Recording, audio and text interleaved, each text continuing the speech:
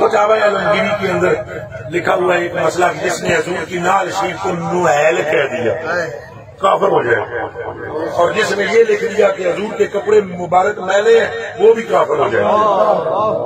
یہ بھی نہیں آخنا حضور کے کپڑے میلے نے۔ تو چند علماء اعلیٰ حضرت بریلوی کے پاس چلے گئے، انہوں نے کہا جی ہاتھ جوڑ کے ایک عرض کر دیا تھوڑے عشق دیا بڑیاں دھوما پہ ذرا اج جواب دیو نا تو مننا پھر تھانوں۔ آپ نے فرمایا کیا جواب؟ انہوں نے کہا اے فتاوی عالمگیری چ لکھے ہے کہ جس نے یہ کہا حضور کی نعل کو نوحیل ہے تصویر سے، اور جس نے حضور کے کپڑوں کو میلا کہہ دیا تو وہ تو کافر ہو جاتا ہے۔ تو حضور کی بیویاں، حضور کی ازواج مطہرات دھوتی تھی کپڑے، اب اگر مٹی نہیں لگتی تھی اور وہ کوئی اس طرح بیچ میں نہ ہوتا وہ معاملہ تو دھوتی کیوں تھی؟ دیو جواب۔ نٹھو بدھو ملا ہوتا ہے نا ایسے کرنا یہی کیتا جی اشرف تھانوی نے یاد رکھنا۔ علماء نے آ کر پوچھا، طلباء تھے وہ آخری سال کے درس نظامی کے دورہ حدیث کے، انہیں آ کے دسیا، انہیں کہا جی آج جواب دیو نا حضور کہ حضور نے کپڑیاں نو مٹی تو لگنی سی تو جی میلا نہ آخا تو سانو لفظ دسو کیا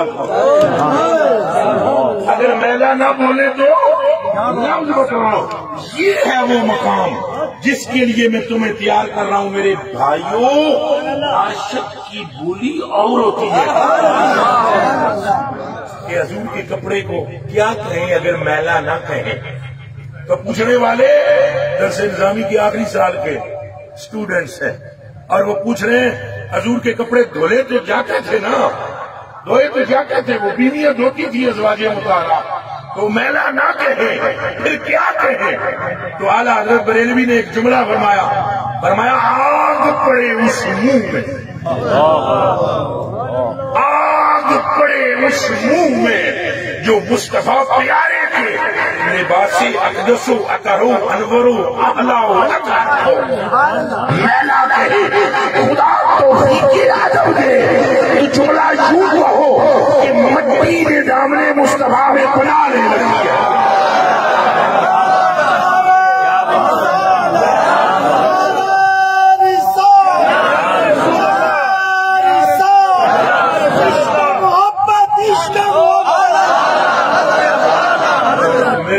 میرے کلیجے کے ٹکڑوں، الحمدللہ رب العالمین ہماری نسبت ان بزرگوں سے ہے جن کے سینوں میں عشق رسول ہے اور بے عملی نہیں ہے۔ بے عملی اونچا بولو، بے عملی۔